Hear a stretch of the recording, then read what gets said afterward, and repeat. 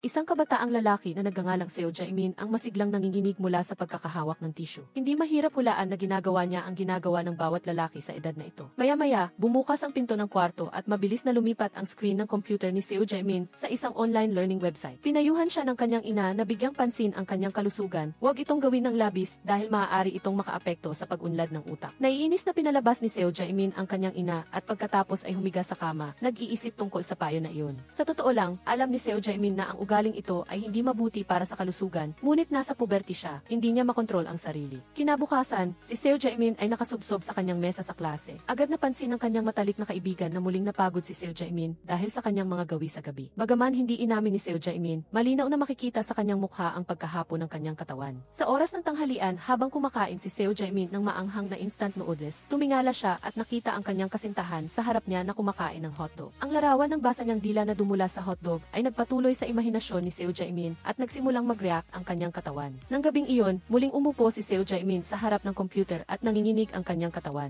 Ito ang nangyayari araw-araw, kahit sa bus, basta't may kaunting pisikal na kontak sa kababaihan po. Sa pagkakita sa guro na nakasuot ng puting kamiseta na nagtuturo, hindi na naman mapigilan ng kanyang katawan ang mag-react. Sa tuwing nangyayari iyon, sumusubsob si Seo Jae-min sa kanyang mesa. Sa araw na iyon, natutulog si Seo Jae-min sa klase nang magising siya. Ang gumising sa kanya ay si Jeong Seo-eun, ang pinakamagandang babae sa klase. Silang dalawa lang ang nasa iisang silid. Nagsimula nang mag-isip si Jeong Seo-eun ng mga hindi masabi. Lumapit si Jeong Seo-eun kay Seo Jae-min, mahinang bumulong sa kanya na oras na para sa klase ng pagkatapos ay tumalikod at umalis. Sa eksena sa klase ng sining, hiniling ng guro kay Jeong Seo-eun na maging modelo para sa pagpipinta. Si Jeong Seo-eun ay bihasang tumayo sa harap ng kanyang mga kaklase, tinanggal ang kanyang panali sa buhok. Bawat kilos niya ay nagpapakita ng akit. Nahalina ang mga lalaki at nainggit ang mga babae. Si Seo Jae-min ay nakaupo at lubusang nabighani sa kagandahan ni Jeong Seo-eun. Mula sa sandaling iyon, minahal na ni Seo Jae-min ang babaeng ito, ang babaeng hindi kayang pigilan ng bawat lalaki. Kahit sa break time, lihim siyang gumuhit ng larawan ni Jeong Seo-eun. Kinabukasan, nagpa siya ang guro na baguhin ang mga upuan sa klase para maging mas patas ang lahat. Ang mga pangalan ng mga mag-aaral ay lumabas sa pisara at random na lumipa. Sa hindi kapanipaniwalang swerte, si Seo Jae-min ay nakaupo sa tabi ni Jeong Seo-eun. Sa pagsasaayos ng guro, matagumpay na nalampasan ni Seo Jae-min ang lahat at umupo sa tabi ni Jeong Seo-eun. Masigasig na inabot ni Jeong Seo-eun ang kanyang kamay. Nais niyang bumuo ng isang pagkakaibigan, ngunit si Seo Jae-min ay nahihiya dahil sa pakiramdam niya ay marumi ang kanyang mga kamay, hindi karapat-dapat hawakan ang dalaga. Ngunit hindi doon tumigil si Jeong Seo-eun, kumuha pa siya ng hand cream, at dahil sobra ang nailabas niya, dahan-dahan niyang inilagay ang cream sa kamay ni Seo Jae-min. Ang malambot niyang balat ay nagpakilig kay Seo Jae-min, at may kung ano sa ilalim ang nagsimulang mag-react. Kung ang green tea ay may antas, si Kim Seong-gi ay tiyak na isang nilalang na kinatatakutan ng lahat ng babae. Kinabukasan, isang malaking pangyayari ang naganap sa paaralan. Lahat ay naglabas ng kanilang telepono at pinanood ang mainit na balita sa pahina ng paaralan. Isang mag-aaral, habang nagre-record ng video ng sayaw sa pasilyo. Hindi sinasadyang naitala ang isang lalaking estudyante sa klase na gumagawa ng hindi may larawang bagay. Si Jeong Seo-eun, na laging malumanay at mabait, ay nagpahayag din ng kanyang pananaw. Sinabi niya na ang taong iyon ay hayop, tanging hayop lamang ang hindi makapagpigil sa kanilang pagnanasa. Ang pahayag na ito ay parang isang matinding double kill para kay Seo Jae-min, dahil ang kanyang pagpipigil sa sarili sa bagay na ito ay kasing hina ng taong nasa video. Upang baguhin ang sitwasyon, nagsimulang maghanap si Seo Jae-min ng mga paraan upang pigilin ang kanyang pagnanasa. Sa internet, nakakita siya ng isang organisasyon na dalubhasa sa pagiging malinis, na may pangako na kung susundin ang pagiging malinis, ang katawan ng isang lalaki ay muling isisilang at makakamit ang isang perpektong estado,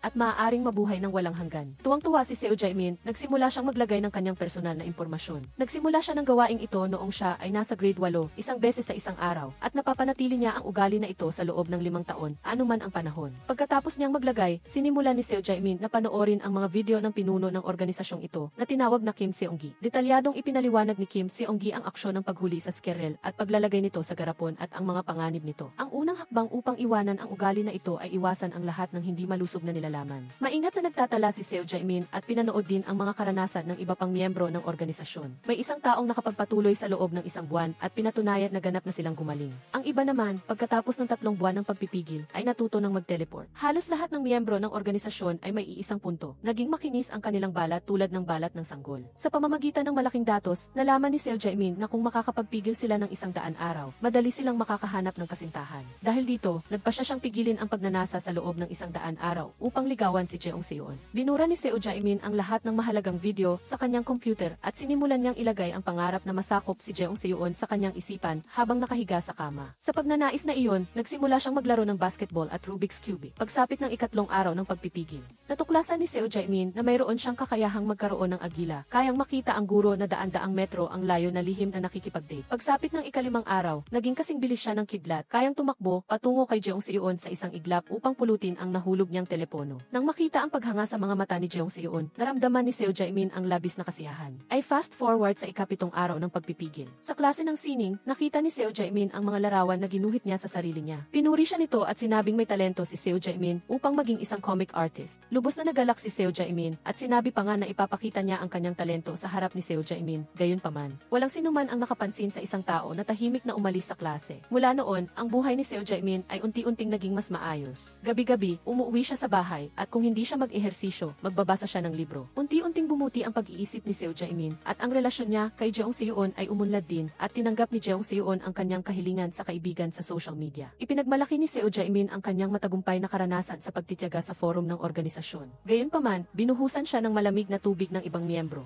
Lumalabas na ang isang linggong pagpipigil ay simula pa lamang. Sa ika-negatibo, 1-0 araw ng proseso ng pagpipigil, isang mahirap na yugto ang magsisimula na tinatawag na panahon ng bangungot. Kapag ang sensibilidad ng katawan ay tataas ng 1-0 beses, iyon ang tunay na hamon para sa mga nagpipigil. Tulad ng inaasahan, dumaan si Seo Jae-min sa panahon ng bangungot. Lahat ng nasa paligid niya ay naging puno ng tukso, mula sa pagkain sa refrigerator hanggang sa kaakit-akit na mga kilos ni Jeong Seon kapag nagpapahid ng lipstick sa paaralan. Bawat galaw ni Jeong Seon ay napakapino at kahit ang mga ordinaryong lalaki ay makakaramdam ng pagkabighani. Huwag nang banggitin si Seo Jae-min na dumaranas ng masakit na panahon na parang bangungot. Nagsimulang magkaroon ng reaksyon ang katawan ni Seo Jae-min. Dali-dali niyang ginamit ang kanyang notebook upang takpan ang ibabang bahagi ng kanyang katawan, ngunit simula pa lamang iyon sa klase. Inilagay ni Lee Yo-jung ang kanyang kamay sa hita ni Seo Jae-min. Dahil dito, naramdaman niya ang hininga nito malapit sa kanyang tainga. Hindi na makatiis si Seo Jae-min, ang yugtong ito ay mas matindi kaysa sa kanyang inaasahan. Kahit ang roll ng toilet paper sa banyo ay tila inilagay ng napakasensual, at ang mga kortina sa silid-aralan ay parang dalawang katawan na naglalambingan. Nang makauwi, naghanap si Seo Jae-min ang tulong online dahil hindi na niya talaga kayang magtiis pa. Pinayuhan siya ni Kim Seong-gi na kung gusto niyang malampasan ang panahong ito ng bangungot, kailangan niyang lumayo sa mga babae nang hindi bababa sa 1 metro. Nagising si Seo Jae-min sa katotohanan. Kinabukasan, pagdating pa lang niya sa paaralan, hinila na niya ang kanyang mesa palayo, sinisikap na umupo ng malayo kay Jeong Seon at nagdahilan na may masama siyang amoy.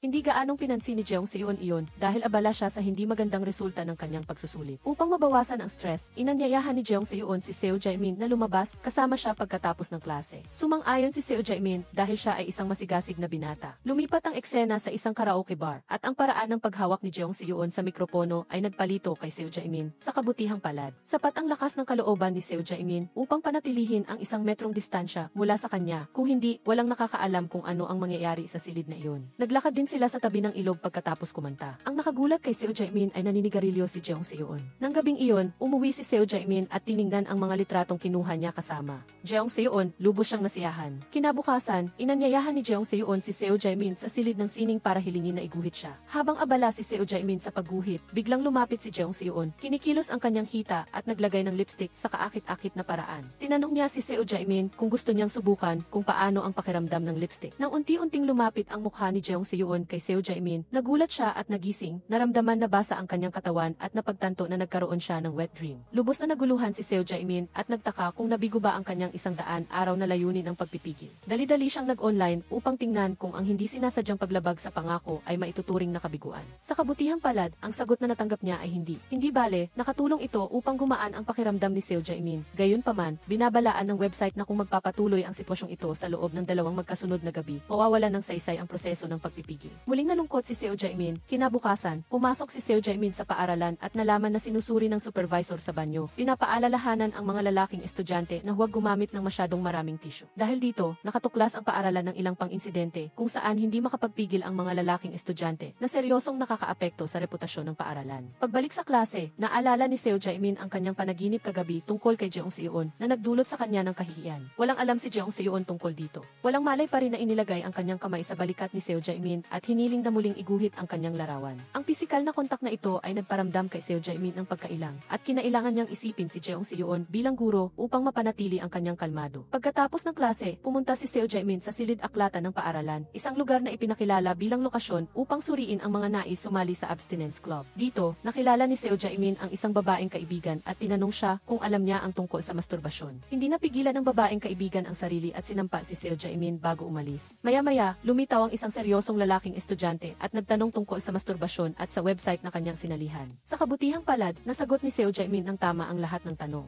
at dinala sa lihim na tagpuan ng samahan ng mga nagpipigil. Dito, nakilala ni Seo Jae-min ang maraming pamilyar na miyembro, ngunit ang pinakanagulat sa kanya ay ang makilala ang presidente ng organisasyon, isang taong nagpipigil na ng mahigit 1,000 araw. Sa pagtingin sa gwapong hitsura ng presidente, lalong naniwala si Seo Jae-min na ang pagpipigil ay magpapaganda ng kanyang hitsura at magpapataas ng kanyang kumpiyansa, na tutulong sa kanya na tuluyang masakop si Jeong Seon. Lumipat ang eksena sa ika-negatibo 30 araw ng pagpipigil. Nalampasan na ni Seo Jae-min ang pinakamahirap na bahagi ng panahon ng bangungot. Sa oras na ito, mas naging kumpiyansa siya at nagsimulang magbahagi ng pagkain kay Jeong Seon sa kanyang libreng oras. Pinaunlad ni Jae-min ang kanyang karera sa pagguhit ng comics at ang pangunahing babaeng karakter sa kwento ay si Hye-kyung, ang matagal na niyang iniibig. Bukod dito, ang kanyang paboritong umagang ehersisyo ay hindi rin mawawala sa kanyang routine. Kung sa daan ay makasalubong niya ang mga kaakit-akit na grupo ng mga babaeng nagjo-jogging sa umaga, agad natatalikod si Jae-min at babalik sa bahay para maligo ng malamig na tubig. Ito ang sikreto para makapagpatuloy si Jae-min hanggang ngayon. Pagdating ng ika-negatibo 60 araw, malaki na ang ipinagbago ng kalagayan ni Jae-min. Mukha siyang masigla, kabaliktaran ng pagod na itsura ni Hye-kyung sa bus. Dahil sa pag-aalala na baka makatulog si Hye-kyung at malampasan ang kanyang hihintuan.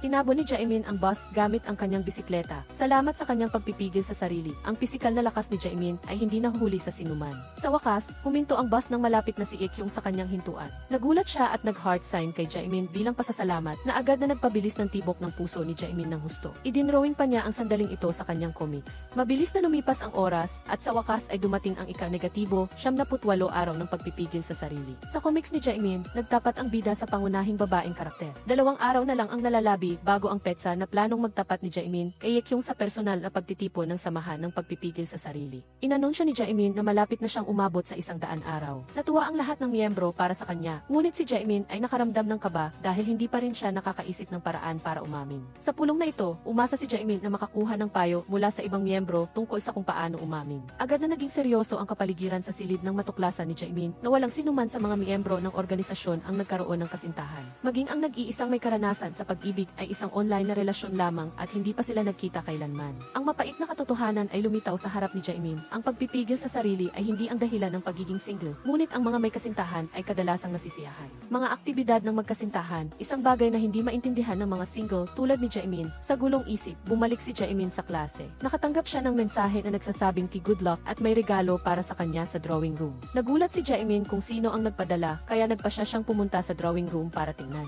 Walang tao sa loob, tanging ilang bote ng milkshake at isang board na may nakasulat na "Shake well before drinking." Tumalikod si Jae-min at sinimulan niyang alugin ang bote ng gatas. Gayunpaman, may isang lalaking estudyante na kinunan ng video ang eksenang ito mula sa labas ng pinto, at mula sa anggulo ng video, tila si Jae-min ay gumagawa ng nakakahiyang gawain. Pagkatapos, pumunta si Jae-min sa printing shop para i-print ang lahat ng comics na iginuhit niya sa nakalipas na 100 araw para maging isang libro. Ngayon ang ika-negatibo 100 araw ng kanyang pagpipigil sa sarili, at ito rin ang araw na nagpasya si Jae-min na umamin kay Hye-kyung. Lahat ay nakasalalay sa araw na ito. Inilagay niya ang comics sa library ng paaralan at nagpadala ng mensahe kay Hye-kyung na nagsasabing kung gusto mong basahin ang buong kwento, pumunta ka sa library. Nakita ni Hye-kyung ang pamilyar na mga larawan sa comics at nagpunta sa library. Nagpadala si Jae-min sa kanya ng isang quadratic function problem. Kailangan niyang lutasin ang problemang ito para mahanap ang lokasyon ng comics. Ang ganitong uri ng hamon, kung walang 15 taong karanasan sa pagiging single, hindi mo maiisip. Sa kabutihang palad, medyo magaling si Hye-kyung sa pag-aaral, kaya't hindi niya inabot ng matagal para makuha ang sagot at mahanap ang comics. Nakita ni Hye-kyung ang pamilyar na mga eksena sa comics at ngumiti ng buong init. Sa sandaling ito, nakatayo si Jae-min sa tabi niya at kinakabahan na nakatingin kay Hye-kyung. Naglakas loob siyang lumapit at balak niyang sabihin, "Gusto kita." Ngunit bago pa niya ito masabi, dinala na ng supervisor ang kanyang mga tauhan para hulihin si Jae-min at kalagkarin siya papunta sa opisina. Sa opisina, ipinakita ng supervisor ang isang video kung saan si Jae-min ay nasa drawing room at ang katawan ni Jae-min ay ritmikong gumagalaw pataas at pababa ng napakaregular. Sino man na makakita ay akalain na ginagawa niya iyon. Patuloy na sinisisi ng supervisor si Jae-min. Kahit sinubukan niyang magpaliwanag, walang sinuman ang naniwala sa kanya. Mabilis na kumalat ang insidente sa buong paaralan at lahat ng nakaraang pangyayari ay ibinintang kay Jae-min. Naging aktibo ang chat group ng klase sa mga usapan. Kung hindi lang pinapaalalahanan ni Hye-kyung ang lahat na matulog ng maaga. Tiyak na magtatagal ang usapan hanggang umaga. Kinabukasan, nang bumalik si Jaemin sa klase, kakaiba ang tingin sa kanya ng kanyang mga kaklase. Binati pa rin ni Ekyung si Jaemin gaya ng dati, ngunit bago pa siya makapagpaliwanag, lumapit ang isa pang babae at hiniling kay Jaemin na umalis sa kanyang upuan. Nag-alala ang guro ng klase sa kaligtasan ni Ekyung, kaya inilipat niya si Jaemin mula sa tabi niya. Pagkatapos nito, si Jaemin, na lubhang desperado, ay muling tinawag sa opisina ng supervisor. Gayunpaman, sa pagkakataong ito ay humingi ng tawad ang supervisor sa kanya. Ang totoo, ang mga miyembro ng organisasyon ng pagpipigil sa sarili ay nakialam at tinulungan si Jaemin na linisin ang kanyang pangalan. Sinuri nila ang video at sa pamamagitan ng imahe, posisyon, at oras ng insidente, ibinukod nila ang posibilidad na si Jaemin iyon. Pagkatapos, nagpatuloy silang maghanap ng iba pang mga lalaking estudyante na lumabas sa parehong oras at nakasuot ng pulang sapatos. Sa huli, natagpuan nila ang tunay na salarin sa pamamagitan ng dashcam ng guro sa matematika. Nagulat ang lahat ng matuklasan nilang ang pinaghihinalaan ay walang iba kundi ang presidente ng samahan ng pagpipigil sa sarili na mahigit 1,000 araw nang nagpipigil. Matagal ng palihim na naglalagay ng protina ang presidente ng samahang ito sa bawat sulok ng paaralan. Ang dahilan kung bakit niya gustong saktan si Jaemin ay dahil gusto rin niya si Ekyung. Nang makita niyang malapit nang magtagumpay si Jaemin, binalak niya ang lahat. Pagbalik sa klase, napawalang sala si Jaemin, lumapit ang kanyang matalik na kaibigan at ipinaliwanag na ginagawa lamang ito ni Jaemin sa bahay at hindi kailanman sa labas. Sa huli, nahuli ang salarin. Nahihiya si Jaemin at tumakbo sa parke para magpahinga. Umupo siya sa bangko at sa tabi niya ay may maingay na magkasintahan.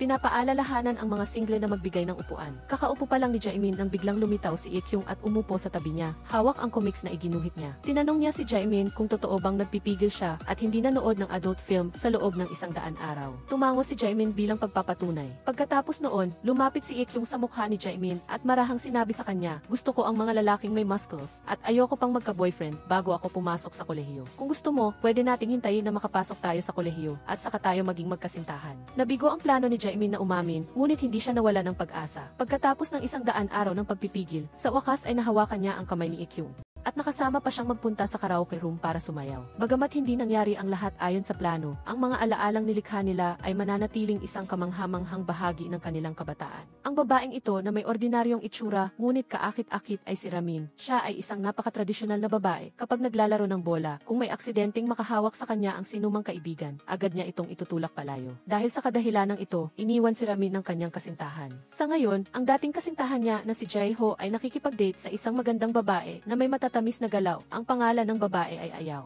Si Ayaw at Ramin ay matalik na magkaibigan na hindi mapaghihiwalay. Sa sandaling ito, nagsimulang gumalaw ang kamay ni Jae-ho sa katawan ni Ayaw. Kumpara kay Ramin, mas matatanggap ni Ayaw ang mas maraming mapagkaibigang kilos. Hinawakan niya ang kamay ni Jae-ho, umiti at inakay siya sa isang liblib na lugar. Pagkatapos maglaro ng basketball, bumalik si Ramin sa klase at aksidenteng nakita si Jae-ho na nakikipaghalikan kay Ayaw. Nagmamadaling nagpaliwanag si Ayaw. Ang imahe ng pag-iwan ni Jae-ho kay Ramin ay muling lumitaw sa isip ni Ramin. Diretsahang inamin ni Jae-ho na mahal niya si Ayaw. Agad na tumalikod si Ramin habang hinabol siya ni Ayaw at humingi ng tawad. Sinikap ni Ramin na pigilan ang kanyang pagkadismaya, nagkunwari na walang pakialam at binati pa nga si Ayaw na sana'y magkaroon sila ng anak sa lalong madaling panahon. Pagkatapos nito, inihayag ni na Ayaw at Jae-ho ang kanilang relasyon sa publiko. Lahat ng nasa klase ay labis na nagbigay pansin dito. Bagamat ang Korea ay isang bukas na bansa, ang pag-ibig sa isang grupo ng magkakaibigan na nagpalit ng kasintahan ay nakakagulat pa rin sa lahat. Alam ng lahat ang relasyon ni na Ayaw, Ramin at Jae-ho. Gayunpaman, walang pakialam sina Jae-ho at Ayaw. Nagpakita pa nga sila ng pagmamahal sa harap ng kanilang mga kaklase. Nagalit si Ramin at nagpasya na ibuhos ang lahat ng kanyang lakas sa sport. Ngunit sa kasamaang palad, nang hindi nakatingin si Ramin, nabangga siya ng isang tao sa tabi niya na naging dahilan upang tumama ang baton sa kanyang ulo. Napaupo si Ramin sa sahig at nahihiyang ipinikit ang kanyang mga mata. Sa kabutihang palad, dumating ang kanyang matalik na kaibigan mula pagkabata, si Seonggi, upang iligtas siya. Sa isang napakakaromantikong posisyon, niyakap niya si Ramin upang itayo. Ang lahat ng mga kaklase ay nagulat dahil si Seonggi ay ang batang lalaki na pinakagwapo sa paaralan, walang babae ang makatatanggi sa kanyang alindog. Lumipat ang eksena sa infirmary. Palabas na sana si Ramin ang hilahin ni Ayaw si Jae-ho para bisitahin siya at pagkatapos ay umiyak. Niyakap pa nga ni Ayaw si Jae-ho para ipakita ang kanyang pagmamahal. Nakahiga si Ramin sa kama at hindi na talaga niya makayanan. Dinilat niya ang kanyang mga mata at pinalaya sila. Pagkatapos, si Ramin ay naghandang umuwi na may malungkot na pakiramdam. Pauwi na siya nang makita niya si Seonggi na matagal na siyang hinihintay. Nang makita ang marka sa noo ni Ramin, kinutya siya ni ni Seonggi na mukha siyang Indian at tinanong pa kung malungkot siya dahil ang kanyang matalik na kaibigan ay nakikipag-date sa kanyang ex-boyfriend. Agad na sumigaw si Ramin na wala itong kinalaman sa kanila, kundi dahil sa polusyon sa mundo at sa patuloy na digmaan sa gitnang silangan. Dahil sa nakakatawang paliwanag na ito, natulala si Seonggi. Pagdating sa bahay, mas lalong lumala ang pakiramdam ni Ramin. Puno ng mga larawan niya ang mga online post sa paaralan na nakahiga sa sahig, na napakasamang umarte. Nahuli ng kanyang mga kaklase na nagpapanggap si Ramin na nahimatay. Bukod pa rito, napakadalas lumabas ng mga pangalan ni Ayaw at Jaeho. Dahil sa mga ito, unti-unting umabot sa punto ng pagbagsak ang damdamin ni Ramin. Kinabukasan, pagdating sa paaralan, patuloy na ipinakita ni Ayaw ang kanyang pagmamahal sa harap ni Ramin sa buhay. Kailangan ng bawat isa ng kaunting dignidad para makabangon. Nakaisip si Ramin ng isang napakagandang paraan.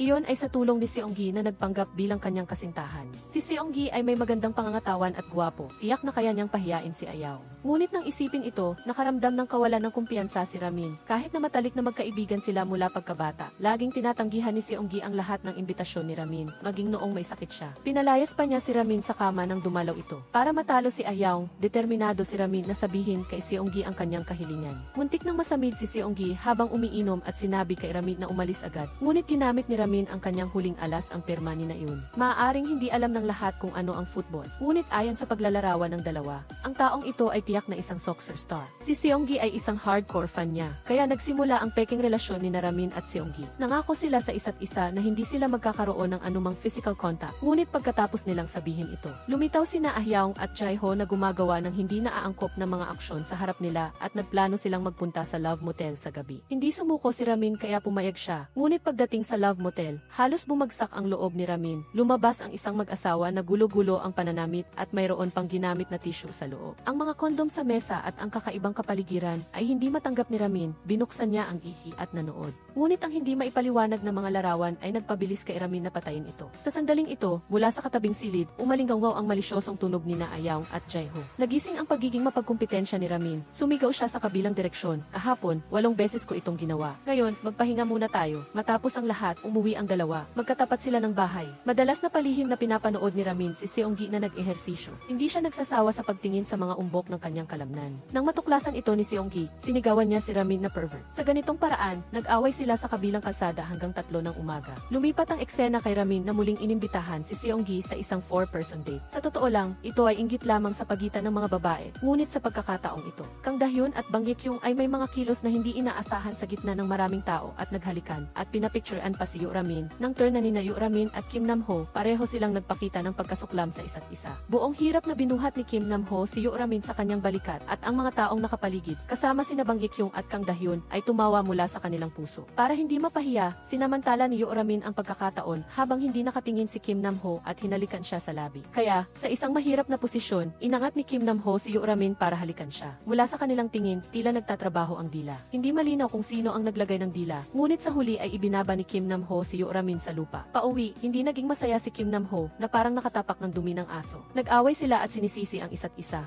na ang kabilang panig ang unang naglabas ng dila. Nagpa siya si Kim Nam-ho na wakasan ang peking relasyong ito. Sa gulat, natumba si Yoo Ramin at napilayan ang kanyang paa. Wala nang ibang pagpipilian, kinailangan ni Kim Nam-ho na kargahin si Yoo Ramin pauwi. Sa daan, sa unang pagkakataon ay napansin ni Yoo Ramin na ang balikat ni Kim Nam-ho ay talagang nagbibigay ng pakiramdam ng seguridad. Unti-unting lumabo ang kapaligiran, ngunit biglang naging tensyonado ang ekspresyon ni Yoo Ramin. Ang sinumang tao ay mayroon ding 3 apurahang pangangailangan. May mga bagay na talagang hindi kayang pigilin. Tumakbo si Kim Nam-ho na parang baliw at sa wakas ay naipasok si Yoo Ramin sa banyo bago pa siya hindi makatiis. Pagkatapos niyang matapos, nakahiga si Yoo Ramin sa kama habang si Kim Nam-ho ay pagod na pagod at pinagpapawisan habang pinupunasan ang kanyang pawis gamit ang kanyang damit. Biglang napako ang tingin ni Yoo Ramin nang makita ni Kim Nam-ho na palihim siyang tinitingnan at naisipan niya itong tuksuhin. Hinubad niya ang kanyang damit para ipakita ang kanyang katawan sa harap ni Yoo Ramin. Sa isang sulyap pa lang, kinailangan ni Yoo Ramin na isara ang kanyang bibig at lumunok ng laway. Lumapit si Kim Nam-ho kay Yoo Ramin na halos hindi siya makahinga. Pagkatapos ng laro, nilagyan ni Kim Nam-ho ng ice pack si Yoo Ramin at umalis. Kinagabihan, muling napanaginipan ni Yoo Ramin ang mga malaswang eksena at ang bida pa rin ay si Kim Nam-ho. Kinabukasan, pagdating ni Yoo Ramin sa klase, naghanda si Kim Nam-ho ng bagong ice pack. Sa puntong ito, naramdaman ni Yoo Ramin na medyo hindi maganda ang kanyang pakiramdam. Ano man ang ginagawa ni Kim Nam-ho, nakita niya itong napakagwapo na parang may beauty filter. Hindi niya alam kung kailan, pero ang maliit na batang lalaki na ito ay biglang naging malakas at ligaw. Ganap na nahumaling si Yoo Ramin sa kaakit-akit na anyo na iyon.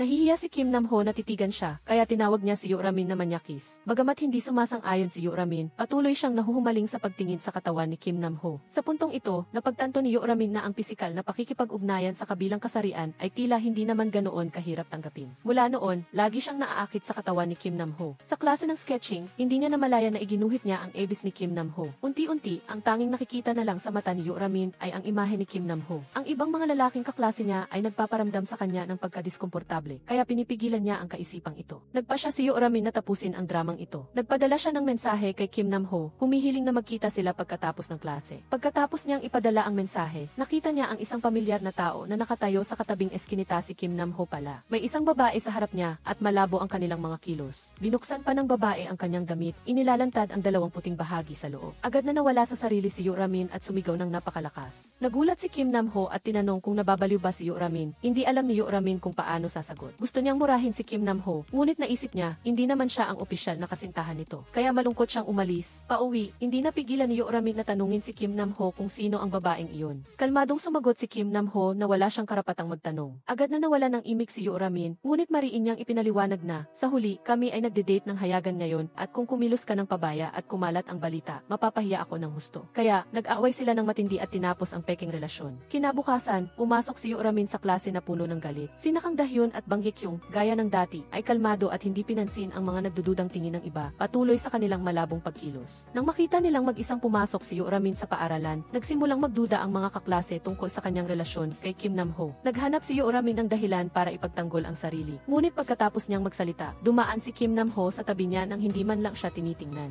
Nahihirapan si Yoramin, sa klase ng bigla siyang nakaramdam ng pananakit ng tiyan. Reflexively, gusto sana siyang alalahanin ni Kim Nam-ho, ngunit nang makita niya ang kanyang mga kaklase na nanunukso, sumuko siya at hinayaan na lang si Yoramin na bahala sa sarili. Kaya, mag-isang pumunta si Yoramin sa klinik. Habang nagpapahinga, tinanong ni Yoramin ang doktor, nitong mga nakaraang araw, madalas akong nakakaramdam ng mabilis na pagtibok ng puso at madaling mamula, minsan ay nakakaramdam din ako ng pagduduwal at madalas akong mainisip. Sinabi ng magandang doktor kay Yoramin, marahil ay dumaranas ka ng yugto ng pagkahulog ng loob. Sa tanghali, umupo si Yoramin kasama sina Kim Nam-ho, Bang Hyekyung at Kang Dahyun. Ang matatamis na kilos ni Kang Dahyun at Bang Hyekyung ay nagpagalit kay Yoramin, ngunit hindi niya magawa ang mga kilos na iyon, lalo na pagkatapos nilang mag-away ni Kim Nam-ho. Sa sandaling iyon, iminungkahi ni Kang Dahyun na pumunta ang grupo sa resort sa weekend. Agad na sumang-ayon si Yoramin ang hindi nag-iisip at hindi man lang tinanong si Kim Nam-ho. Nagalit si Kim Nam-ho at hinila niya si Yoramin sa rooftop at seryosong sinabi, ang resort na iyon ay ayaw puntahan maging ng aso. Sige, mag-isa kang pumunta. Pagkatapos niyang sabihin iyon, akmang aalis na siya. Kalmadong pinigilan ni Yoramin si Kim Nam-ho at naglabas ng isang liham. Nang makita ang liham, agad na nawala sa kontrol ang malamig na ekspresyon ni Kim Nam-ho. Kung hawak niya ang liham na iyon, makakadalo siya sa offline fan meeting kasama ang kanyang idolo. Sa huli, kinailangan ni Kim Nam-ho na sumama kay Yoramin sa resort na tinawag niyang ayaw puntahan maging ng aso. Pagdating sa resort, sumunod si Yoramin kay Kang Dahyun sa loob. Kaya lang, pinigilan ni Kang Dahyun si Yoramin dahil gusto niyang makasama si Bang Hyekyung. Medyo naguluhan si Yoramin, akala niya ay hindi pwedeng magkasama sa pagtulog ang lalaki at babae kung hindi kasal. Pero si Kang Dahyun ang nasa harap niya. Kalmadong sinabi ni Yoramin, wala akong problema. Kaya, agad siyang pumunta sa kwarto ni Kim Nam-ho. Sa sumunod na segundo, isang nakakahiya na insidente ang nangyari. Nahulog mula sa bag ni Yoramin ang isang kahon. Kung hindi siya nagkakamali, iyon ay tiyak na 3 ultra-thin condoms. Lumingon si Kim Nam-ho. Dali-daling idinaga ni Yoramin ang kanyang paa dito. Ang kakatwang posisyon ay nagpatawa kay Kim Nam-ho. Nang mapansin ni Kim Nam-ho na may problema, nagkunwari siyang lumabas. Mabilis na sinipa niya ang kahon ng 3 kondom sa ibang lugar. Ngunit napunta ito mismo sa paa ni Kim Nam-ho gamit ang kanyang mahusay na diskarte sa pagsipa. Madaling tinanggap ito ni Kim Nam-ho. Nang makita ang kahon ng kondom sa kanyang kamay, ang mga mata ni Kim Nam-ho ay nagpakita ng kaunting takot. Sa totoo lang, hindi ito inihanda ni Yoramin para kay Kim Nam-ho. Nakita niya noon si Bang Hyekyung na bumibili ng kondom sa convenience store at dahil sa pagkasuklam, bumili rin si Yoramin ng isang kahon. Pagkatapos na nakakahiya na sandali, nagpunta ang grupo sa swimming pool. Sa pag-iisip ng mga sintomas, naramdaman ni Yoramin na para silang gumagawa ng hindi mailarawang bagay ni Kim Nam-ho. Sa ilalim ng tubig, napakalambot ng dila ni Kim Nam-ho at ang kanyang katawan ay napakakinis. Kung hindi sana tinawag ni Kang Dahyun si Yoramin para gisingin siya, marahil ang susunod na eksena ay magiging bayad na nilalaman. Tinanong ni Jo Ayaong si Yoramin kung bakit niya gusto si Kim Nam-ho. Naisip niya na mas mababa si Kim Nam-ho kay Bang Hyekyung. Nang marinig ito, nalungkot si Yoramin.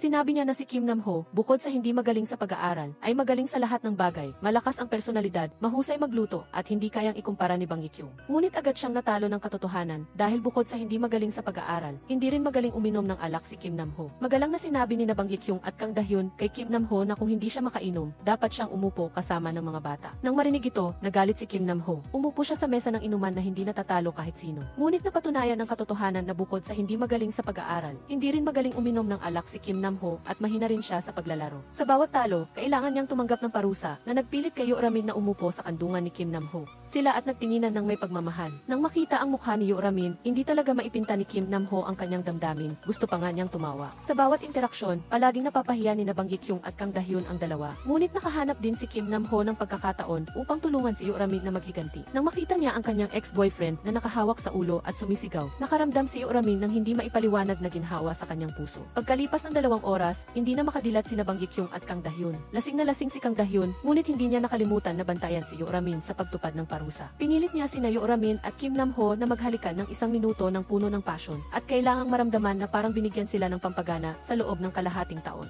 Ngunit hindi pinapayagan ang pakikipag-ugnayan sa ibang kasarian. Nang marinig ito, sinabi ni Kim Nam-ho na hindi raw dapat, ngunit ang kanyang katawan ay napakatapat. Hinila niya si Yoo-ramin na akmang iiwas at natural na ipinasok ni Kim Nam-ho ang kanyang dila sa bibig ni Yoo-ramin. Nawala ng direksyon si Yoo-ramin. Hindi niya maintindihan kung ano ang kanilang relasyon ni Kim Nam-ho sa kasalukuyan. Upang makahanap ng sagot, isinantabi niya ang lahat ng puot at taos-pusong nakipag-usap sa kanyang ex-boyfriend na si Bang Ye-kyung. Pinayuhan ni Bang Ye-kyung si Yoo-ramin na mamuhay ng mas malaya, gawin ang anumang gusto niya. Bakit kailangan pang maghintay hanggang sa kasal para sa pisikal na kontak? Ang pisikal na kontak ay mahirap pa ring magkaroon ng pagkakaisa sa espiritual. Kahit masaktan, at least ay naging masaya. Narating ni Lee si Nam-ho na tahimik na nakatingin sa kanya, puno ng pagnanais. Sa sumunod na sandali, hinalikan ni Lee si Nam-ho. Hindi nakatagal si Nam-ho sa tukso at inilagay si Lee sa kanyang kandungan. Sinundan ito ng matinding labanan ng dila. Ang mga kamay ni Nam-ho ay gumapang patungo sa huling depensa ni Lee. Kung aalisin iyon, isang malaking labanan ang tiyak na mangyayari. Labis na kinabahan si Lee, hindi alam ang gagawin.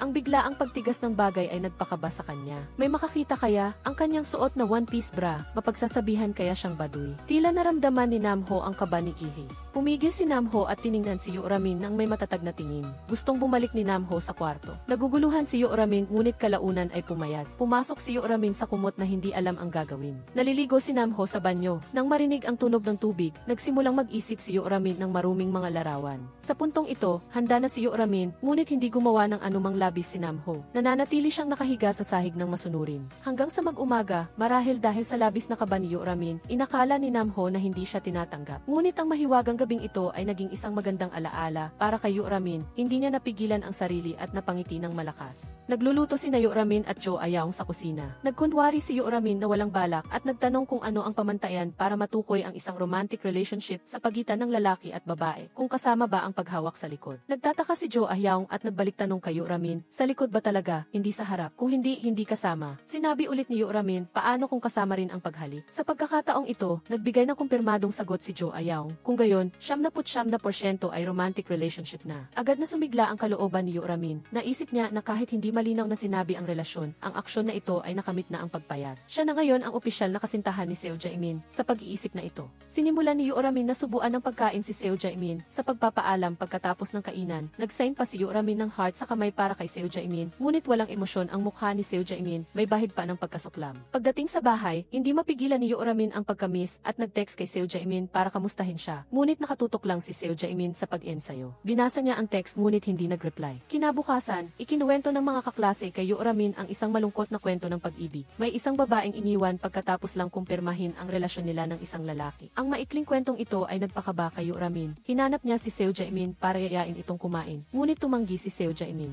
Direktang sinabi niya na maglalaro siya sa SC Cave at wala siyang oras para kay Yoo-ramin. Ang reaksyon ni Seo Jae-min ay lalong nagpakaba kay Yoo-ramin. Nagsimula siyang mag-isip ng kung ano-ano. Ginagawa kaya ni Seo Jae-min ang isang bagay na hindi nararapat sa ibang babae. Nagsimula pa siyang sisihin ang kanyang sarili dahil hindi niya pinayagan si Seo Jae-min na magkaroon ng kanyang katawan noon. Marahil ito ang dahilan kung bakit hindi masaya si Seo Jae-min. Kaya nagpa siya si Yoo-ramin. Nag-text si Yoo-ramin kay Seo Jae-min at tinanong kung nasa bahay ba ito. Pwede ba akong pumunta sa bahay mo? Sumagot si Seo Jae-min, walang tao sa bahay. Gusto mong pumunta? Nag-isip sandali si Yoo-ramin at pagkatapos ay tumango bilang pagsang-ayon. Naramdaman niya na mas mabuti kung walang tao sa bahay. Kung hindi ay magiging hindi komportable ang paggawa ng ilang bagay pagkatapos ay nagsimulang mag-makeup si Yoo-ramin. sinubukan niya ang bawat item sa aparador at kinuha niya ang alahas na inaalikabok ng maraming taon sa vanity table pabango. Lipstick walang kulang nang matapos maghanda si Yoramin ay dumating siya sa harap ng bahay. Kinakabahang pinindot ni Seo Jaemin ang doorbell. Ngunit paulit-ulit niyang pinindot ito, wala pa ring bakas ni Seo Jaemin kaya tinawagan niya si Seo Jaemin at nalaman niyang totoo pala na walang tao sa bahay. Hindi makapigil sa galit si Yoramin, agresibo siyang tumakbo sa gift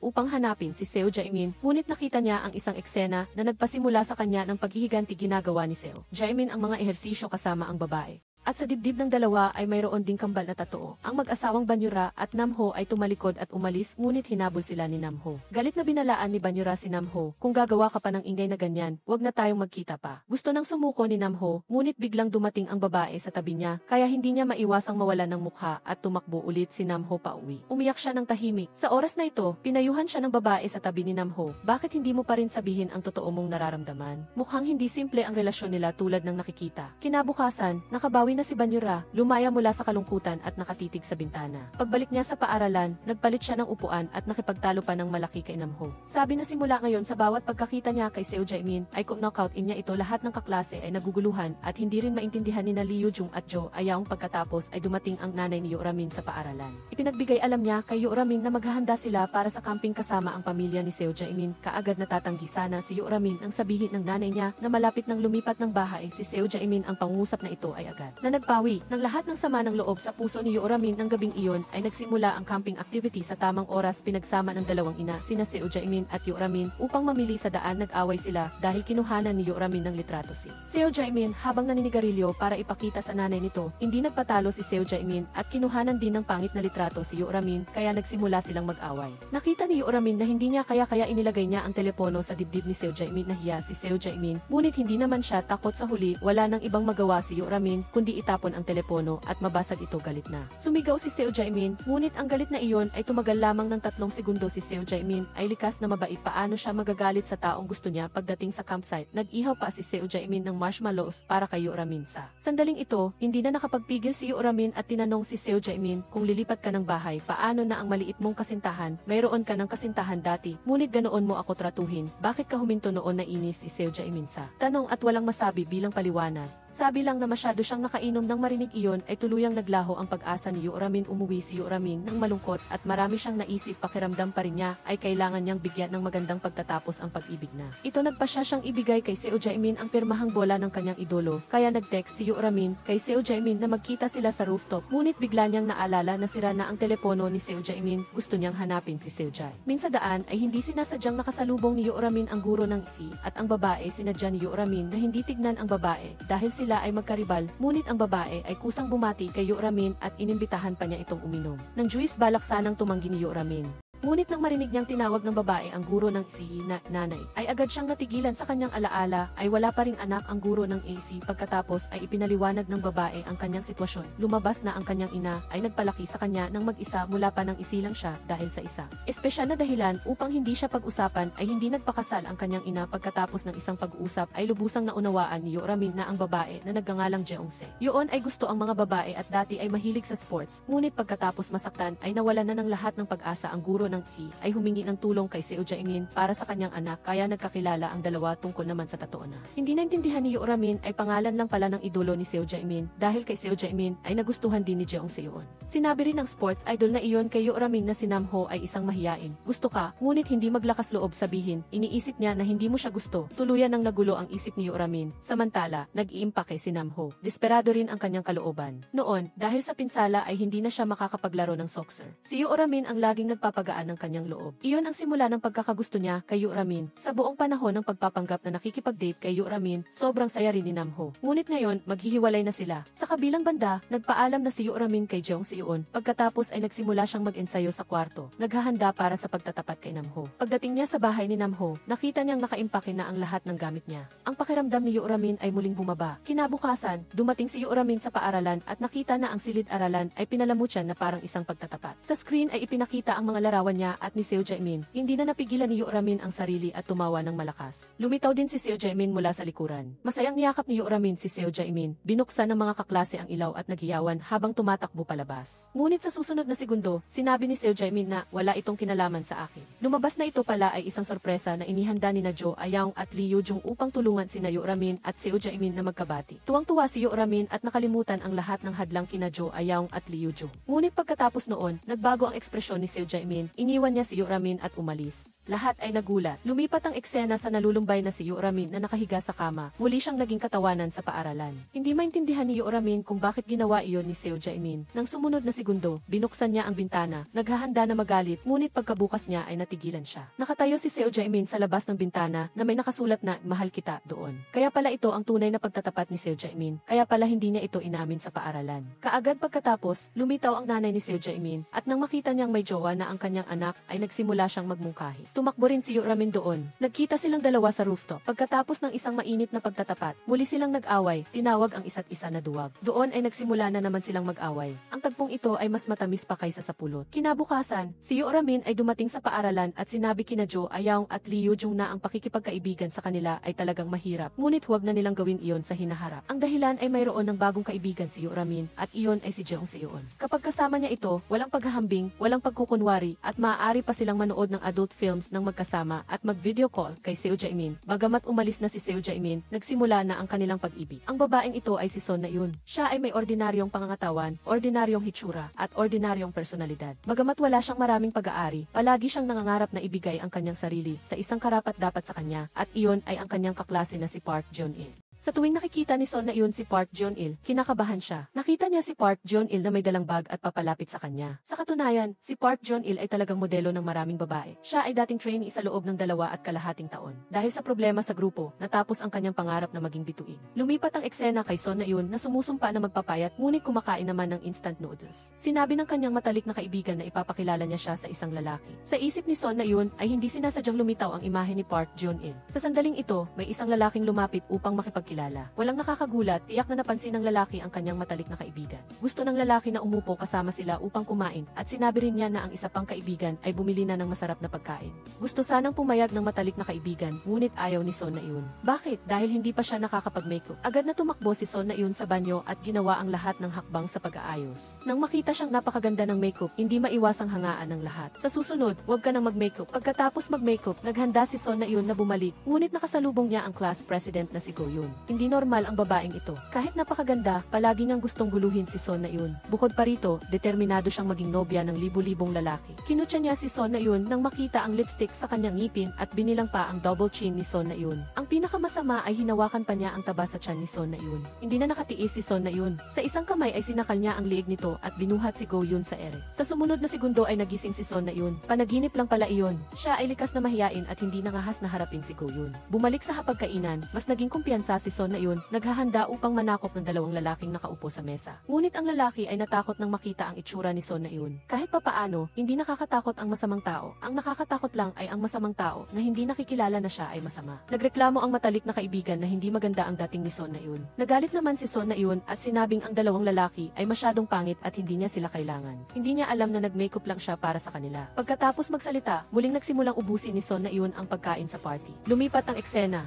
Kumain si Son Na-eun hanggang sa mabusog at pag-uwi niya ay nag-iihaw ang kanyang ina ng karne. Niyakap ng kanyang kuya ang aso at tinukso si Son Na-eun na hindi siya makakabawas ng 20 kilo sa kanyang buhay. Ang pangusap na ito ay nagpasiklab sa galit ni Son Na-eun. Ipinahayag niya na magpapayat siya kaagad. Sa sumunod na segundo, umupo na si Son Na-eun sa mesa at kinain ang inihaw na karne na ginawa ng kanyang ina. Ang mga salita ng kanyang kuya ay lumabas sa kabilang tenga. Pagbalik sa kanyang silid, labis na nagsisi si Son Na-eun habang nagigitara. Ito ang tanging lakas niya. Kinabukasan ay dumating si Son Na-eun sa paaralan, binuksan ang kanyang locker at nakita ang isang kahon ng regalo at isang papel na may nakasulat na "Ek-na-eun, ang iyong taba ay talagang maganda." Tumingin siya sa pirma sa likod at lumiwanag ang mga mata ni Son Na-eun. Sa klase, nilibot ni Son Na-eun ang kanyang paningin sa mga lalaki sa klase. Ang mga lalaking hindi gwapo ay inalis lahat ni Son Na-eun. Naisip niya na hindi siya karapat-dapat para sa mga lalaking ito. Sa tuwa, kumuha si Son Na-eun ng mansanas at kumain. Bigla, isang napakagwapong lalaki ang humawak sa kanyang kamay at sinabing, "Napakaganda ng mga kamay na ito." Pagkatapos ay umalis siya. Ang lalaking ito ay si Kim Seong-gi. Siya lang ang lalaki sa klase na maaaring ihambing ang hitsura kay Park Jun-il. Lubos niyang naiintindihan ang mga babae at madalas niyang tinuturuan ang ibang mga lalaki kung paano manligaw. Lalo pang nasasabik si Son na yun, pakiramdam niya ay tiyak na napansin ni Kim Seong-gi ang kanyang kagandahan. Lumipat ang eksena sa klase ng instrumento. Ngayon ang araw ng pagsusulit. Walang sinuman sa mga kaklase ang mahusay sa instrumento. At ngayon na ang oras para sumikat si Son na yun. Kinuha niya ang kanyang gitara at tinugtog ang isang remix ng TV na Sadist. Namangha niya ang guro at ang lahat ng kaklase, kasama na sina Kim Seong-gi at Park Jun-il. Pagkatapos, sa oras ng si Go-yeon naman ang sumikat. Bagamat mukha siyang payat at mahina, ang kanyang paghagis ay tumpak at malakas. Malakas niyang inihagis ang bola patungo kay Son na yun. Naharang ang hagis na ito ni Kim Seong-gi. Lihim na sinabi ni Son na yun sa sarili na tiyak na si Kim Seong-gi ang nag-iwan ng sulat. Ngunit kaagad pagkatapos, muling kumilos si Go-yeon. Si Son na yun ay nakahiga sa lupa at dumadaloy na ang ketchup sa kanyang ilong. Nahihiyang mabilis na tumakbo si Son na yun pabalik sa klase. Nakatulog si Park Jun-il. Hindi niya napigilan ang sarili na tingnan ang kagandahan ni Park Jun-il. Biglang may tunog mula sa labas. Nagising si Park Jun-il sa ingay. Hinila niya si Son na yun at nagtago sila sa likod ng kurtina. Dahil sa malapit na pagdikit, lalong dumaloy ang ketchup sa ilong ni Son na yun. Kung walang sorpresa, sigurado akong nag-aalala si Park Jun-il na makita sila ng ibang tao na magkasama ni Son na yun. Ngunit hindi ganoon ang iniisip ni Son na yun. Ginamit niya ang kanyang katawan upang harangan si Park Jun-il. Nililito ang mga babaeng fan na naghahanap kay Park Jun-il. Pagkatapos, magalang na ibinigay ni Park Jun-il kay Son na yun ang mga candy na regalo ng mga fan. Labis ang tuwa ni Son na yun at hindi niya maisara ang kanyang bibig. Pagkatapos ng klase, ipinagyabang ni Son na iyon sa kanyang matalik na kaibigan ang love letter na natanggap niya, kasama ang mga candy sa kanyang kamay. Sinabi niya na iyon ay regalo mula sa kanyang manliligaw. Sa sandaling ito, hindi kalayuan ay napapalibutan si Park Jun-il ng mga babaeng fan. Tiningnan ni Son na iyon ang love letter sa kanyang kamay at ang lalaki. Kumpiyansa niyang itinuring si Park Jun-il na isa sa mga kandidato ni V. Maaaring si Kim Seong-gi o si Park Jun-il. Pag-uwi, matatag na sinabi ni Son na iyon sa sarili na hindi na niya kailangan magpapayat. Ang obesity ay isang sining na hindi pinahahalagahan ng ordinaryong tao. Kinuha niya ang lollipop na regalo ni Park Jun-il at natulog. Nang gabing iyon ay nanaginip siya ng mga panaginip na hindi mailarawan. Kung alam ni Park Jun-il ang kanyang imahe sa panaginip, tiyak na aalis siya ng lungsod kaagad ng gabing iyon. Kinabukasan, sa klase ng random na hinati ng guro ang mga estudyante sa mga grupo. Bawat grupo ay may 4 na tao. Ang nilalaman ng pagsusulit ay sayaw na may kapareha. Si Son na yun ay itinalaga ng guro na kagrupo sina Choi Kang-jun at Jin Byung, habang ang isa pa ay si Kang Ko-yun. Matagal nang may gusto si Kang Ko-yun kay Choi Kang-jun, ngunit sa hindi malamang dahilan, sa oras ng kainan ay aktibo itong umupo sa tapat ni Son na yun at nag-alok pa na maging sayaw niya. Hindi na makayanan ni Kang Ko-yun ang galit. Ang matalik na kaibigan ni Son na yun ay nakaramdam din ng inggit. Nagkunwari si Son na yun na nagpapanatili ng distansya. Ngunit pagkatapos noon ay buong kumpiyansa niyang sinabi sa kanyang matalik na kaibigan na si Ji ay tiyak na si Choi Kang-jun. Nasusuka ang kanyang matalik na kaibigan sa kumpiyansa ni Son na yun. Gustong sampalin ang mukha ni Son na yun, ngunit pinigilan dahil naghihinala na may problema sa pag-iisip si Son na yun. Habang nanonood ng pelikula, isang hindi mailarawang ingay ang nanggaling sa tabi. Pakinggan ang boses ng babae, tiyak na si Kang Ko-yun. Mula sa usapan, malalaman na hindi nagdala ng kondom ang lalaki para sa gawaing ito. Naghahanda ng lumabas, sanay na sina Son na yun at ang kanyang matalik na kaibigan sa madalas na magulong pag-ugali ni Kang Ko-yun dito. Ngunit pagkatapos noon, ang sinabi ni Kang Ko-yun ay nagpakaba kay Son na yun. Nag-uusap sa telepono si Kang Ko-yun, sinasabi na mag-host siya ng party sa Sabado at isasama niya si Choi Kang-jun sa kama. Talagang gustong-gusto niya ito kamakailan. Sobrang nag-aalala si Son na yun. Nagbago ang eksena, nagpa-practice ng sayaw ang mga estudyante sa GIF. Si Choi Kang-jun ay dating trainee at siya rin ang pinakamahusay na mananayaw. Pagkatapos ng pagtatanghal, pinalakpakan siya. Hindi pinalampas ni Kang Ko-yun ang pagkakataon. Nagkunwari siyang nahihiya at nag-alok na maging partner ni Choi Kang-jun sa sayaw. Hindi sumagot si Choi Kang-jun. Sa oras ng pagkain, muling tinawag ni Kang Ko-yun si Choi Kang-jun na umupo sa tabi niya. Ngunit walang pagdadalawang isip na lumakad si Choi Kang-jun patungo kay Son na yun at kumuha pa ng drumstick mula sa kanyang ulam para kay Son na yun. Tinanong niya si Son na yun kung maaari siyang maging partner niya sa sayaw. Nahihiya at masayang kinuha ni Son na yun ang drumstick at kinain. Mula sa malayo, nakita ni Jin Byung at nagalit. Bakit tinalikuran ng dalawang lalaking ito ang isang magandang babae tulad ni Kang Ko-yun para agawin si Son na yun? Walang sagot sa tanong na ito dahil sa katotohanan, napakahirap mangyari nito. Pagkatapos ng kainan, muling inanyayahan ni Jin Byung si Son na yun na maging partner niya sa sayaw. Labis na nalilito si Son na yun, parehong gwapo sina Choi Kang-jun at Jin Byung. Hindi niya talaga alam kung sino ang pipiliin. Sa sandaling ito, natuklasan ni Son na yun sa kanyang locker ang isa pang piraso ng papel. Ang pirma ay si Ji pa rin. Nakasulat doon na magkita sa rooftop. Sobrang saya ni Son na yun. Pagdating sa klase, wala na siyang ganang makinig sa lecture. Ang nasa isip niya ay ay ang mga larawan ni Choi Kang-jun at Jin Byung. Sino nga ba sa dalawa si Jae? Pagkatapos ng klase, lumabas si Jin Byung sa silid-aralan na may kumpiyansa at malakas na postura. Nagsimulang masabik si Son Na-eun, ngunit sa sumunod na segundo, lumabas din si Choi Kang-jun at nilingon pa si Son Na-eun ng isang sulyap. Sino nga ba talaga? Naglakad si Son Na-eun patungo sa rooftop. Kasabay nito, umakyat din sina Jin Byung at Choi Kang-jun sa hagdanan. Pagdating sa rooftop, nagpabango si Son Na-eun. Pagbukas ng pinto, nakatayo si Kang Ko-yun sa tabi na may mapanuksong tingin kay Son Na-eun. Nakita ni Son Na-eun na matagal nang naghihintay si Kang Ko-yun dito. Iniisip na ito ay isang pagkakataon lamang. Nag-aalala pa rin siya na natuklasan ang pagpunta niya para makipagkita sa crush niya. Agresibong sinabi ni Kang Ko-yun kay Son Na-eun, "Huwag mong isipin na dahil mabait sa iyo si Choi Kang-jun, maaari ka nang maging mayabang." Ganoon siya at ganoon din ang pakikitungo niya sa iba. Pagkatapos magsalita, dumating din si Jin Byung. Tinalikuran ni Kang Ko-yun at umalis. Ipinakita ni Jin Byung ang kanyang tunay na kulay. Hindi niya inamin na siya si Jae, ngunit hinawakan ang kamay ni Son Na-eun. Hindi nanlaban si Son Na-eun. Sa loob, labis siyang nadismaya. Mas gusto pa sana niyang si Choi Kang-jun ang lalaking dumating.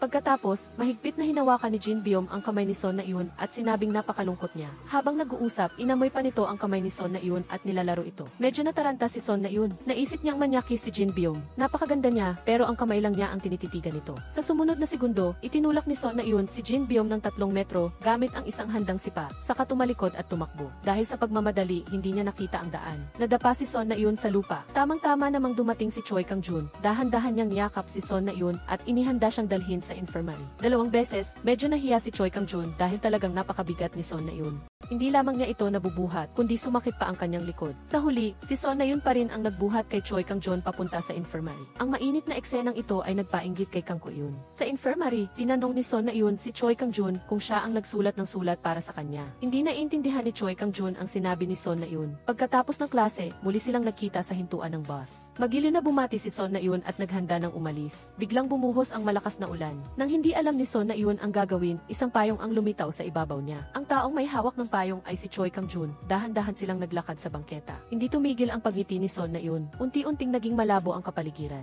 Binitawan ng dalawa ang payong. Nagsimula silang maghalikan ng buong pagmamahal sa ulan. Ngunit sa sumunod na sandali ay nagising si Son Na-eun at nalaman na panaginip lang pala iyon. Tiningnan ni Choi Kang-jun si Son Na-eun na nakanguso at ginising siya. Medyo nahihiya si Son Na-eun, nag-alok siyang kumain ng kahit ano. Pumunta sila sa isang kainan ng merienda. Kumain si Son Na-eun ng malalaking piraso ng pritong manok na mukhang nakakasuya. Pinakain pa niya si Choi Kang-jun ng isang piraso. Ito ang unang pagkakataon na kumain si Choi Kang-jun ng merienda. Siya ay isang taong napakadisiplina upang mapanatili ang kanyang pangangatawan. Hindi pa siya kailanman kumain ng kung ano-ano. Pagdating sa bahay ni Son Na-eun, nakita niya ang lollipop sa kamay ng kanyang kuya at malapit nang umiyak. Iyon ang regalo mula kay Ji para sa kanya. Hindi niya kailanman nagawang kainin iyon. Tinukso ng kanyang kuya si Son Na-eun, "Anong klaseng lalaki ang tumitingin sa inyo?" Nang marinig iyon, bumuhos ang luha ni Son Na-eun. Bakit hindi matanggap ng iba ang kanyang kagandahan? Bakit pati ang pinakamalapit sa kanya ay nanunudyo sa kanya? Pagdating sa kanyang silid, tahimik na umiyak si Son Na-eun. Nanginginig ang bawat bahagi ng kanyang katawan. Inisip niyang inaaliw siya ni Choi Kang-jun, kaya nagsimula siyang mag-aral sumayaw sa pamamagitan ng video. Desididong talunin si Kang Ko-yun sa sayaw kinabukasan. Nag-ayos ng maganda si Son Na-eun at nagsuot ng makulay na damit. Nagpa siyang hamunin si Kang Ko-yun. Pagdating niya sa lugar, parehong napatingin sina Jin Byung at Choi Kang-jun. Ngunit hindi si Son Na-eun ang tiningnan nila, kundi si Kang Ko-yun. Nakasuot siya ng maikling sexy na damit na nagpapakita ng baywang na hindi pa nagkaroon si Son Na-eun. Sa kaakit-akit na tingin, tiningnan ni Kang Ko-yun si Choi Kang-jun. Ngayon, siya ay desidido na lasingin at makasama si Choi Kang-jun sa kama. Inabot niya ang kanyang kamay upang hilahin si Choi Kang-jun para sumayaw. Ngunit tumanggi si Choi Kang-jun. Gusto lang niyang sumayaw kasama si Son Na-eun. Walang magawa si Kang Ko-yun kundi hilahin si Jin Byung at pagkatapos ay nagsimula silang sumayaw. Ang kagwapuhan ni Choi Kang-jun ay labis na nagpahumaling kay Son Na-eun. Naging malabo ang kanyang paningin. Naisip pa niya ang isang kumpletong music video. Walang magawa si Choi Kang-jun kundi gisingin si Son Na-eun. Sa sandaling ito, nasa tabi ni Kang Ko-yun si Jin Byung na gumagawa ng mga intimate na kilos. Mula sa reaksyon ni Kang Ko-yun, makikita na labis niyang kinamumuhian si Jin Byung. Sa huli, pumasok si Kang Ko-yun sa silid ni Choi Kang-jun. Sa sandaling ito, nakahiga si Choi Kang-jun sa hita ni Son Na-eun at nagpapahinga. Tahimik na nagmura si Kang Ko-yun sa kanyang isip. Sa ilalim ng pag-aayos ni Kang Ko-yun, nagsimula ang inuman. Ito ang kanyang forte. Kahit sa pagbuhos ng alak, sinasadya niyang ilantad ang 2 puting bahagi ng kanyang dibdib. Agad na tinakpan ni Son Na-eun ang paningin ni Choi Kang-jun. Upang hindi malasing ni Kang Ko-yun, si Choi Kang-jun, ininom ni Son Na-eun ang bawat baso. Basta't uminom siya ng sapat, mananatiling matino si Choi Kang-jun. unti-unting lumabo ang mga mata ni Son na iyon at tuluyang bumagsak sa lupa. Nang magising siyang muli, gabi na. Umakyat siya upang tingnan ang sitwasyon at nakita si Kang Ko-yoon na nakasandal kay Choi Kang-jun, masayang nagtatawanan. Mula sa kanilang usapan, narinig ni Son na iyon na ibinigay ni Choi Kang-jun ang baukwet ng candy kay Kang Ko-yoon dahil lang ayaw niya ng candy. Iyon ay regalo mula sa isang fan na hindi niya magawang itapon. Pagkatapos ay pinag-usapan pa niya ang timbang ni Son na iyon na talagang lampas sa average. Nalungkot si Son na iyon nang marinig iyon. Bumaba siya at nagpatuloy sa pag-inom kasama si Jin Byung. Lashing-lashing si Jin Byung, kaya inamin niya na ang regalo sa locker ni Son na iyon ay galing sa kanya. Ngunit tanging si Choi Kang-jun lang ang nasa mata ni Son na iyon. Medyo nakonsensya si Son na iyon dahil talagang si Choi Kang-jun lang ang nasa kanyang isip. Nagyakapan silang dalawa. Malakas na ipinahayag ni Jin Byung ang kanyang pag-ibig. Mahal kita, Kang Ko-yoon. Sa wakas, naintindihan din ni Son na iyon na isa lamang itong hindi pagkakaunawaan. Sa sandaling ito, nasa huling yugto na ang plano ni Kang Ko-yoon na mang-akit. Nakasandal siya kay Choi Kang-jun, isang eksena na tiyak na walang lalaking makakalaban. Tinanong niya si Choi Kang-jun kung gusto niya. Tiningnan siya ni Choi Kang-jun at sinabing wala siyang gusto. Ganap na nabigo ang plano ni Kang Ko-yoon. Kinabukasan, pumunta si Son na iyon sa paaralan at nalaman niyang hindi si Jin Byung o si Choi Kang-jun si Jae. Sino nga ba talaga? Baka ba ang kalbong guro sa geografiya? Pagpasok niya sa silid-aralan, narinig niya si Kang Ko-yoon na nakikipag-usap kung sino man iyon. Ang katotohanan ay malinaw na, ang bote ng pabango ay regalo ni Jin Byung kay Kang Ko-yoon. Hindi niya gusto kaya iniwan niya sa locker ni Son na iyon. Sa isang sandali ng kapritso, sumulat pa siya ng isang piraso ng papel na naghihikayat kay Son na iyon na kumain pa. Masayang nagtatawanan si Kang Ko-yoon at ang kanyang mga kaklase dahil ang pirma ni Son na iyon ay binago rin upang maging One Life, One Love o ni Choi Kang-jun. Nagsimulang sumiklab ang galit sa puso ni Son na iyon. Hinigpitan niya ang kanyang kamao at lumakad patungo kay Kang Ko-yoon, handa na itong sampalin. Ang resulta, isang basong gatas ang direktang nabuhos kay Son na iyon. Sa sandaling ito, mukha siyang baka. Sa wakas, hindi na napigilan ni Son na iyon ang sarili. Malakas niyang sinampal si Kang Ko-yoon sa mukha. Nagmadali ang mga kaklase na pigilan siya, ngunit ang lakas ni Son na iyon ay naroon at walang sinuman ang makakasampal sa kanya pabalik. Matapos ang isang magandang sampal, bumagsak si Kang Ko-yoon sa lupa. Masayang itinaas ni Son na iyon ang kanyang kamay, ngunit sa sumunod na segundo, lahat ng estudyante ay tumakbo patungo kay Kang Ko-yoon. Malakas na pinupuna si Son na iyon. Pagkatapos, nagsimula na ring pagalitan ng guro si Son na iyon. Pinayuhan siyang maging isang sumo wrestler. Labis na nalungkot si Son na iyon. Tahimik siyang naglakad sa tulay. Kinuha ang tinapay sa kanyang bagtanging ang pagkain ng malaya. Ang makakapagpagaan ng kanyang negatibong pakiramdam. Sa sumunod na sandali, nahulog ang tinapay sa tubig. Bigla niyang gustong tumalon para kunin ang tinapay. Agad na tumakbo ang mga dumadaan. Pagkatapos, dumating ang kanyang ina at kuya. Labis silang nag-alala para kay Son na iyon nang makita nilang maayos siya. Muntik nang maiyak ang kanyang kuya. Ang buong pamilya ay mahigpit na nagyakapan. Sa sandaling ito, sa wakas ay naramdaman ni Son na iyon ang init na matagal na niyang hindi naramdaman. Kinabukasan, nakabawi si Son na iyon at inaya si Choi Kang-jun sa labas. Pinuna niya si Choi Kang-jun sa mga ginawa nito nitong nakaraang panahon. Hindi nagalit si Choi Kang-jun. Sinabi lang niya, ayoko talaga ng candy. Ang timbang mo rin ay talagang lampas sa average. Pero hindi iyon hadlang para magustuhan kita. Gusto lang kitang maging kaibigan.